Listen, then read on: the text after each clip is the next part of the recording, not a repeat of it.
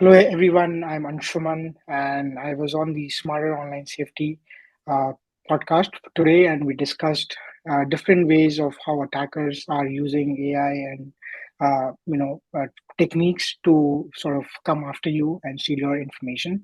So, how can you, as a consumer, as an individual, secure your digital footprint? Yeah, if you're interested, please have a listen.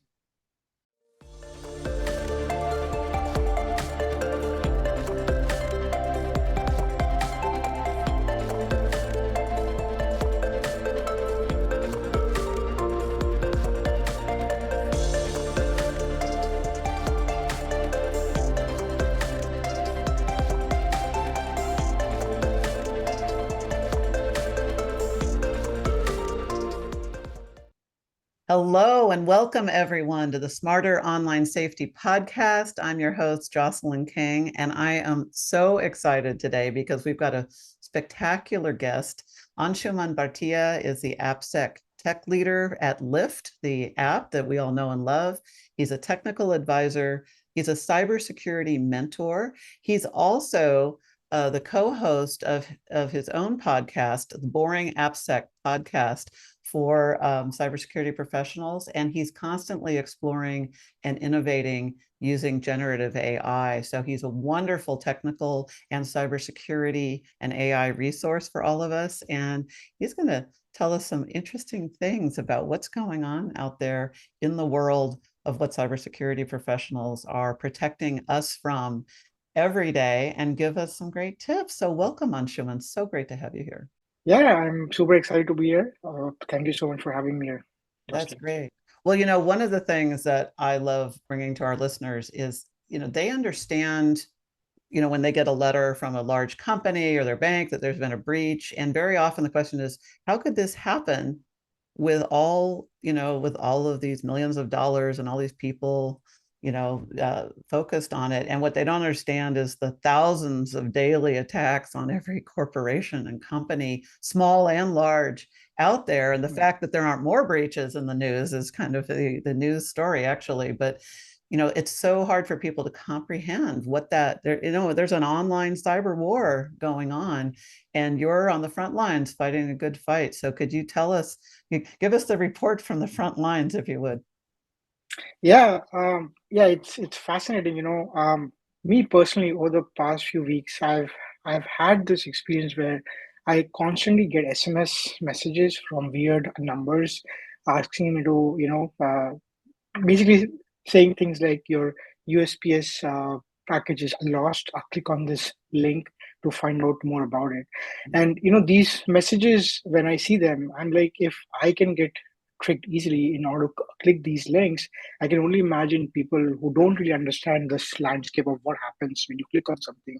And I'm hearing so many of these from my close friends and families, where it's almost scary because if you think about breaches, right? Human beings are the weakest link in any breach. Most of these breaches happens when uh, an employee in a company gets an email or an SMS message asking them to click on a link, right? And when they click on that a link, they're probably taken to a website that looks very familiar with what they're used to.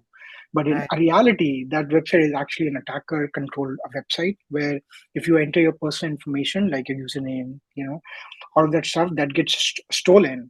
And if you're using the same password or the credentials on different websites, you've basically given your entire digital footprint to the attacker, right? So this is how digital footprint. So your logins, passwords, your identity, basically you're giving them the keys to your not just your car, but your house, your vault, everything. Okay. Yes. Yeah, absolutely. And these days, I think it's not just like these days, it's just like human tendency to have the same username password being used at different websites, whether it is your like financial website, whether it's your personal website, right? Because remembering complex passwords for different websites is just a very difficult thing for human beings to sort of comprehend, right? So using a password manager like a fun password, there's like so many out there. I think it's probably the best decision anybody can take to safeguard their digital footprint, and it also allows users to have different uh, passwords for different websites. So even if your financial account gets compromised, all of the accounts are still safe. And I think this is a very sort of So just so people understand, so mhm, let's say that there's a breach on their login, their email or their login name, whatever it might be, but usually an email, their email and their password for their bank. And mhm, that gets sold on the dark web. Can you explain then? mhm. So what's the where do the protections come in for them if they've done things right? Yeah, so I think the first thing is implement 2FA or multi-factor authentication. Right. So even if your login credentials are breached or get sold like somewhere, Mhm. the attacker would need a like second factor to actually log into your account. And So this it's like going to come second to factor, your phone. You're going to get a yes, text on your phone with a yeah, code, or you're going to get yes. an email. Yeah. Okay. Yeah, I think different websites implement in different ways. You can get a Or code, you can get authenticators. an email, A lot of or an them will use authenticator. authenticator. Yes, exactly. There's Authy, there's Google Authenticator. There's so many different apps out there, and configuring these sort of multi-factor authentication is very easy. It's just Right. an added step, but it just makes it so much more secure. And you can sleep peacefully knowing that even if your credentials are sold or and they've been hacked, you're still protected by something that only you have in your like physical possession, right? Which could be the app where you open the app and look at the code. So this is a very simple security control, like so to Right. speak, that most people are, I think, intimidated because they just don't know how it works or how to like set it up, right? Well, when you And don't know what you don't know, and that's I right. think the challenge, our listeners are super smart people. There's a reason we called ourselves Smarter Online Safety, because they're Mhm. already smart people. But and as you and I know, IQ, you can have a really high Q and be a victim of an attack. And most people feel like if they've been compromised in some way, they feel kind of embarrassed or ashamed that it speaks to they're doing something dumb is usually the term that's used and stuff, but has nothing to do with Yeah, that. In fact, cybersecurity professionals have gotten hacked, and I mean, it has to do with the bad guys getting that one opportunity and that one week that's right. and stuff. So Just I'm yeah, glad you're saying this, because I don't want anybody to feel that because they don't know, just like with anything you learn, if you don't know yeah, what you don't know, you just need to learn it. And frankly, that's why we're here, and you're doing what you're doing and stuff. But we're here to really educate people on just the yeah. foundations, because they're smart people, and once they know what to do, they'll do it.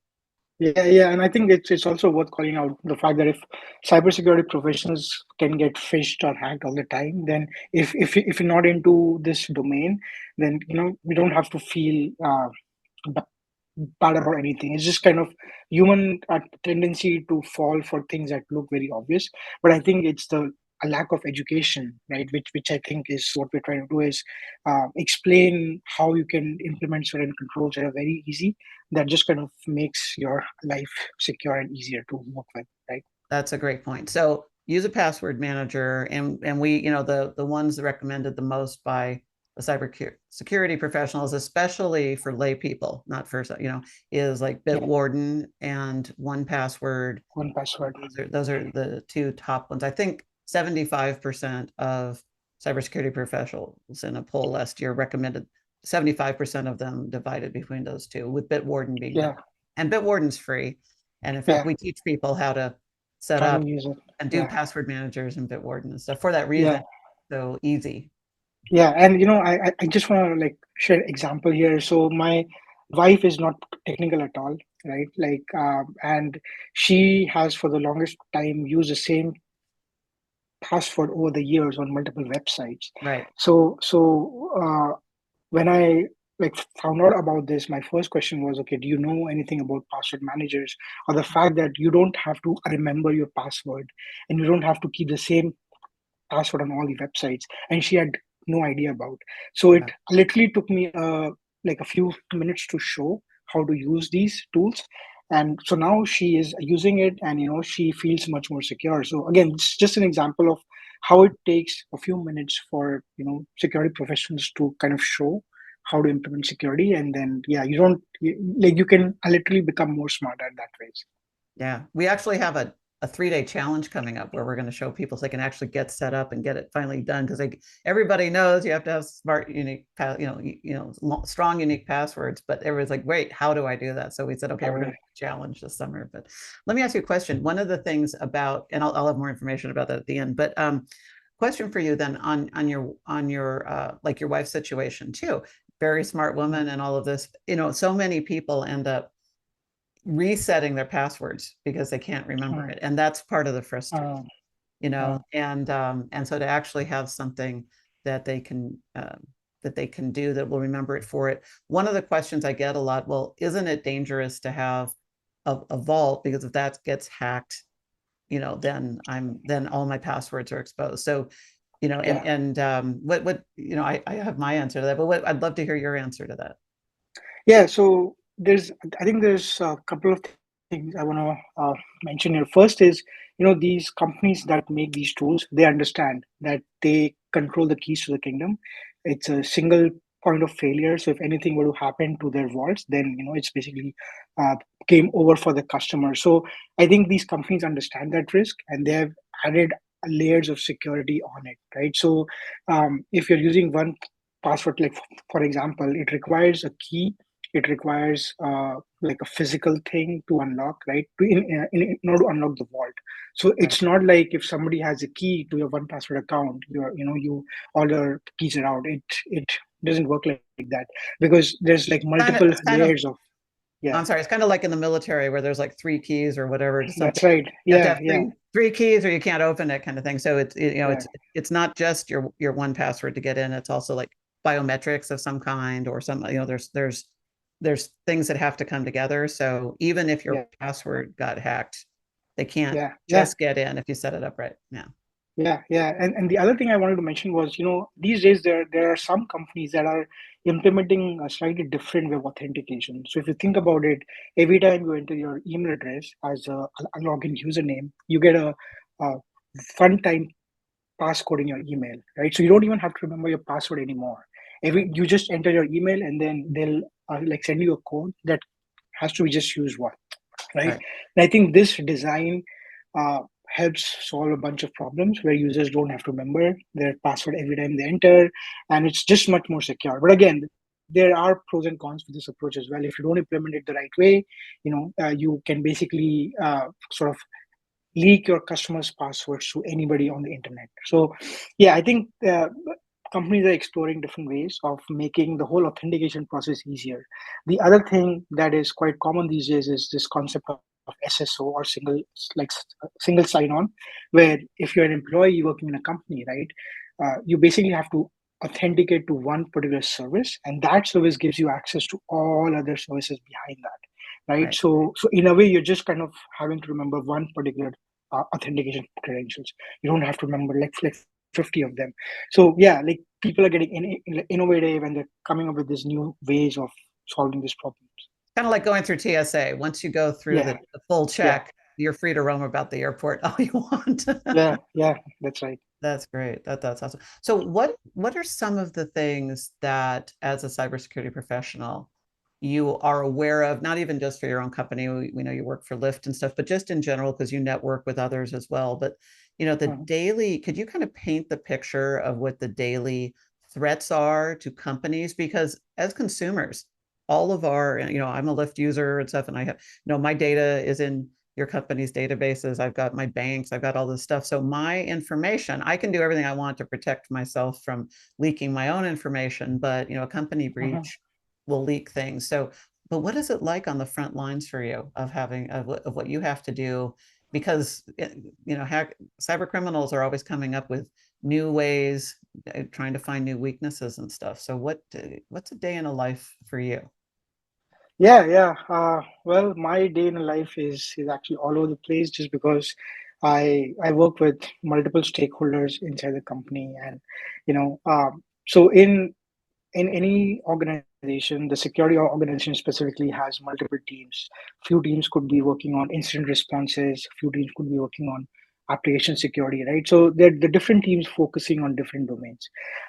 And in terms of protecting our customers' data and security, it's just not one particular team that is responsible for securing that. Multiple teams have to work together in order to make sure that the data itself is secure, and also how the data is processed, how the data is stored, all of those things, right? And then if you're using a cloud provider like Amazon or Google, right, there are so many different nuances and controls. So in order to understand, right, how to holistically build an infrastructure and application that ensures that you have the right visibility of how data is coming in, how data is getting processed, stored, and then eventually displayed back to the user, there has to be multiple security integrations in place at different places, right? So But yeah, I think you literally have hundreds of software yeah, programs that are interconnected. And just so people have a picture, each of those connection points is a that's right. potential way in for a hacker. So think of a company that has like 700 pieces of software or entry points in some way, and each of those has updates, and each of those has patches. And every time you update something, there's an opportunity for new risk coming in. So you've got to defend, you've got to be defensive, offensive, Yes, yes. everything. Yeah. Yeah, as security teams working with companies, you have to emulate these attacking like scenarios where you try to attack your own infrastructure and then you try to see if you can defend against them. So there are these exercises that companies, security teams have to do in order to make sure that they have that confidence that their infrastructure is secure. Yeah, And we talked once a few episodes ago, but about like a red team and a blue red team. team, blue team. Yes, You've got that's your right. red team attacking and your blue team defending, and you're trying to hack yourself before That's right. bad guys do. Yeah, So, yeah, so that find is exactly right. Yeah. right. So by the way, one of the questions I got from a viewer that they sent in, and that you're the perfect person to answer this, how can somebody check themselves the same way a red Mm. team or blue team? I mean, obviously you can hire services, but those can be pricey and things like that. So Mhm. what advice do you have for somebody who wants to figure out what their own weak links are? Are there any advice you'd have there? Yeah, yeah, absolutely. So I think the best place to start is to sort of understand what is your external footprint look like for any company, right? And by external footprint, what I mean is, your company could have multiple domains. Your company could have multiple applications, but not all of them are exposed on the internet, right? Right. And the ones that are exposed on the internet, the domains that you have exposed, right, those are the ones that are most uh, vulnerable to attacks, right? Those are the domains and applications that the attackers go after first before they can even get into like some of your internal infrastructure. So having a good understanding, like if you're using a cloud provider like Amazon or Google or what have you, having a good understanding of okay, how do you like set up your domains, what are the applications you host, right? So this concept of asset inventory is probably the first step that you'll have to have a good understanding of, because if you don't know what you have, there's no way you can secure those assets, right? So that's my first recommendation, is to just kind of understand the lay of the land, understand your external footprint, and then sort of see okay, which ones are these that processes customer information, right? So after you have that list, you have to prioritize, because there's no way possible for you to secure each and every domain, right? So this priority based risk assessment is probably one of the most practical and effective ways to go about it. That's great. That's great, because about a third of our listeners work in large corporates, and another third, roughly, are small business owners Mhm. and entrepreneurs and startups and founders and stuff. So, when you're starting a company or running a company, you're so busy just trying to do your products and services and get your Mhm. customers and and do run the business, that you don't Yeah, have bandwidth, you feel, to put time into this. But it's an important thing to look at, especially since small businesses and individuals are solopreneurs, and especially with any kind of high profile or visibility or high net worth, you're the most susceptible to getting targeted, because you don't have the large security team, you don't have yeah, Anshuman and your colleagues working full time every day to help protect a large company. And then the other yeah. third of our listeners are just individual consumers interested in learning how to protect themselves. What is there anything that you would advise somebody who's listening, if they just want to see, like, do they have vulnerabilities? We get asked the question a lot, like, is Mhm. my information on the dark web and things like that. And Mhm. and I say this because there's a lot of companies, and not all of them as helpful and reputable as as one might Mm. think, that will help you, they'll advertise that they're going to, find you on the dark web and expunge your information on the dark web. And what do you have to say to people who are considering Yeah, to protect themselves? yeah. I think there are a couple of websites. One that I know of is Have I Been Pwned Yeah. .com. If you just go to that website and enter your email addresses, you will basically have an idea of all the different websites that your information might have been breached at. So And I so think it's we'll put it in the link, but for people who are listening on audio or driving, it's Have I Been Pwned, and Pwned is spelled PWNED.com. that's Have I Been that's right. Pwned.com. And we'll put Yeah, the link below for people who are able to yeah, click. Mhm. yeah. So I think just kind of that website itself would give you an idea of how like susceptible you Right. might be against data breaches, right? Because if any of your login credentials have been compromised in any of the websites you use, that probably that information should be on that website, right? And So it'll show you what was breached. So then you can change that email and that's password right. immediately. Yeah. And Yeah, so, and I think so. So that's the first step, just to get an idea of what's out there. mhm. The other thing, just to be cautious, every time you receive an email from an unknown sort of email address or an SMS message, I think SMS has become this new attack vector, and I'm just kind of finding unstoppable sort of SMS coming my way. I'm like, who even has my number in the first place? Right. So I think just kind of being careful with what links you click, who you respond to, all of that stuff. I think these are some very simple things you can just be very careful of, and that should make you more secure. That makes total sense. That's great. And you reminded me of something too. That's the other reason password managers are so great, because Uh, you put in the URL of like your whatever your Yahoo or your Google or whatever your account that you've signed into for coupons or whatever. If that's been breached, it tracks that, and then yeah, it gives you a dashboard to say these have been breached, you need to update them, so you get alerts real time, so you don't have to that's right. research constantly, because the average person has 200 to 300 logins, and most don't realize it until they go through their Yeah, until an inventory, and then you keep finding them months and a year later. You're like, oh my gosh, I forgot about that account. And that's why we're so vulnerable, don't you? Because that's right. we have Yeah, all these entry points, and most of them, half of them people have forgotten about. They're things they signed up for to get a 10% off or to get a 5% yeah, this or something. And it's not that those are so dangerous in and of themselves, but isn't it true that if they're using that same email, and yeah, especially if they're using that same email and password, that's yeah, what makes them so yeah. vulnerable. And I think that's where a lot of people end up losing a lot of money, their identity, That's right. a lot of and sleepless nights. They get a lot of sleepless nights from that. So. Yes, that's right. But that's really helpful advice. So have I been conned? And then, looking at what people have to do. That's great. Tell us a bit more about your podcast for any, but we also have cybersecurity professionals to listen to us and refer Yeah, their friends and family over to get some yeah. foundational tips in plain English. So tell us a bit about your podcast. Yeah, yeah. So, AppSec or application security is a domain in the cybersecurity sort of industry, which focuses more on building secure software, right? So, if you think about it, right, any business that you want to run, anything that you want to build, right, you want to make sure that security is baked in, right? You don't want to ship something and you don't want to have your customers use something only to realize that there are a lot of software security vulnerabilities in it, right? So this domain of application security focuses more on, okay, how can we ensure that whatever we build is secure from the ground up, right? So my podcast focuses purely on application security, all of the challenges, all of the experiences. I've worked at different companies, both big and small. So yeah, and especially in this new era of AI, right, where the Yeah. world is evolving and changing at such a rapid pace, it's just so difficult to keep up with everything.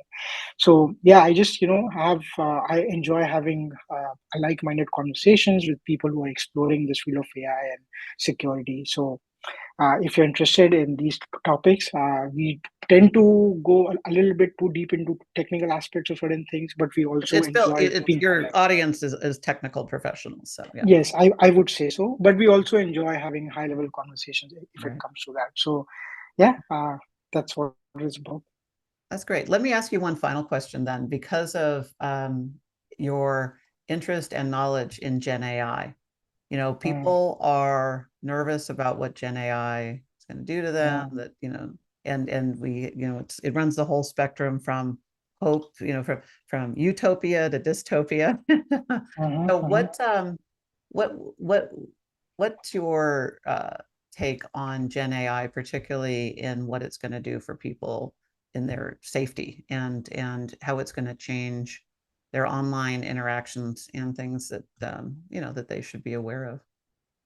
Yeah, I think that's like the top question in everybody's mind these days, especially security professionals, because you know AI is generally very helpful if you want to become effective, more productive, just kind of do things at a much faster speed, right? But Mhm. obviously, it comes with the cons of it being insecure, right? So, and I think there are some concerns where if people feel like if they use AI, it's like sending all of their information to these vendors, personal information, all of that. I think it's a fair concern, but these companies like OpenAI, Anthropic, Google, right?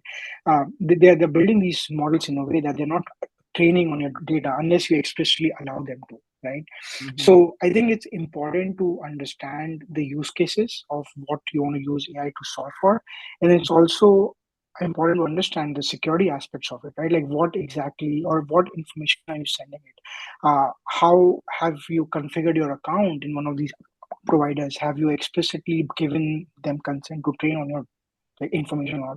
So I think these things are important to understand before you actually start using them, because I feel like most people, well, there are a bunch of people wanting to use AI in different ways. Like some of them are just intimidated by the fact that okay, I'm gonna lose my job, so I don't know what's the future like, and I'm finding more and more such people where they just don't know where to start, right? And my advice to those people would be just get started, trying to automate some of your things that you do on a daily basis and see how useful it is. And then once you start doing these, you will learn the use cases that AI is good at and the use cases that you should not be using AI at all, right? So understanding concepts like hallucination, right? These are very important things.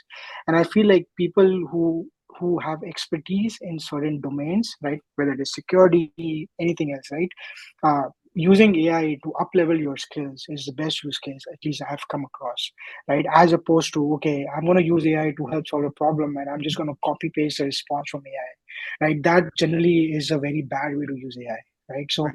yeah, I think the more you play and experience, I think as an individual, you'll know exactly how to use Right. No, that makes so much sense. So thank you for that. And you brought up a good point, because when you do sign up, whether it's for a Chat GPT or a Claude or whoever, there's so many.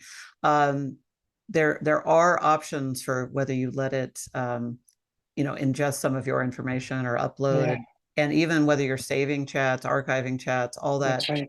Yeah, Um, the maybe the way we could advise way to advise people on how to use Gen AI safely is just be very careful about what you're saving that's attached to you in your queries, and what you're archiving, and whether you're letting it ingest your own data or files, and connect to your yeah, to your storage and things like that. So if you're starting and you don't really know what you're doing, try to keep them separate yeah, until you know yeah. what you're I doing. think I think in, I think ingesting information is fine, but what they do with that information is even more important. Like, are they training their like LLM models under the hood on your data? I think those are important questions to ask, because every company has your personal information. If you have a Gmail address, Google has your personal information, right? But at some point, you have to put some trust in these vendors that they're doing the right thing, right? So yeah, I think understanding that separation is very important. Right. Trust, but protect yourself. So don't give them access to things you wouldn't want them to have access to, and then you can That's right. take care of yourself. I Yeah. think that's a really good point.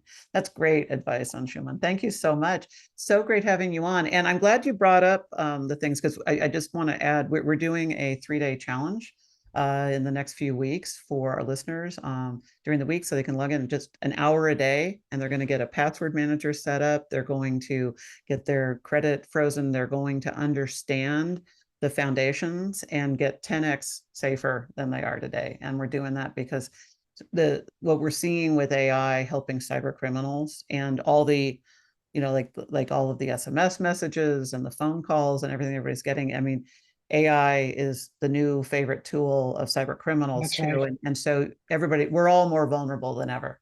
That's And right.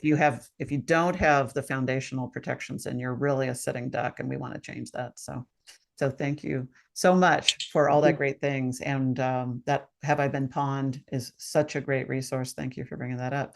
And I'm so glad you were here. Thank you again for that. And until next time, stay safe out there. Thank you. Bye bye.